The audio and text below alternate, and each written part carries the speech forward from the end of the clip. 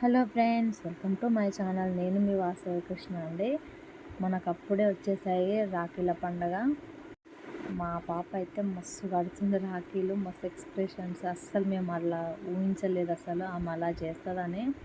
ఆ బొట్టు పెట్టడం, రాఖీ పట్టుకోవడం, ప్రతి ఒక్కటి ఈవెన్ అసలు మేమైతే అస్సలు ఊహించలేదు. తను అట్లా కడుతుంటే వీడు కట్టించుకోవడం మస్తు అనిపించింది. నాకు లేకపోయినా నా పాపకు దొరికిందని మస్తు హ్యాపీగా ఫీల్ అవుతున్నా. నాకు లేరు అన్న లేరు, తమ్ముళ్ళు లేరు, మేము ముగ్గురం అక్క చెల్లెలం. సో మాకు ఆ బాండింగ్ అనేది లేదు కాబట్టి మేము ఎప్పుడైనా మా నాన్నకే కడతాం అనమాట. కానీ మా పాప అయితే చాలా అదృష్టవంతురాలు అనిపిస్తుంది నాకైతే. అసలు మస్తు కడుతుంది రాఖీ. కానీ ఆ స్వీట్స్ పెట్టడం, హారతి ఇవ్వడం, మా బాబు కూడా అసలు అంత కేర్గా హారతి ఇవ్వడం మాకైతే మస్తు అనిపించింది. మా ఆయన కూడా ఫుల్ హ్యాపీగా ఫీల్ అయిన అనమాట. నాకైతే మస్తు అనిపించింది. తన ఎక్స్ప్రెషన్స్ కానీ మస్తు హార్ట్ టచ్ అయినాయి అనమాట మాకైతే. సో ఫుల్ హ్యాపీ మేమందరము. ఇలా రాఖీలు కట్టిన తర్వాత వాళ్ళ నాన్నకు కూడా బొట్టు పెట్టి, రాఖీ కట్టి, స్వీట్ తినిపించి మస్తు ఎక్స్ప్రెషన్ చేసింది మా పాప. అసలు చాలా అదృష్టం అసలు ఉండాలి.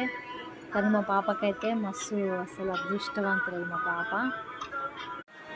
నాకు ఈ రాఖీల పండుగ వచ్చినప్పుడల్లా ఏదో సమ్ ఫీలింగ్ అనమాట.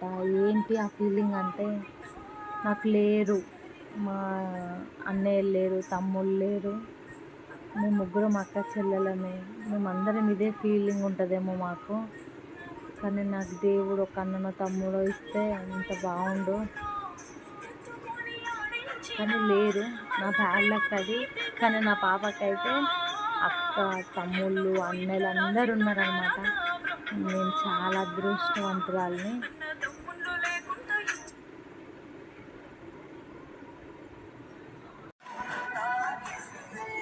నా పాపకు ఇంత అదృష్టం దక్కించినందుకు ఆ దేవుని మనస్ఫూర్తిగా అసలు చాలా నేను పొగుడుతున్నాను. కానీ మాకు ఇవ్వలేదు. మేము ఏం చేసామో దేవుని ఎప్పుడు అడగాలనిపిస్తుంది. చాలా అంటే చాలా బాధగా ఉంది. మా పాప అందరికి కట్టడం రాఖీ మాకైతే మస్తు హ్యాపీగా ఫీల్ అయినాము.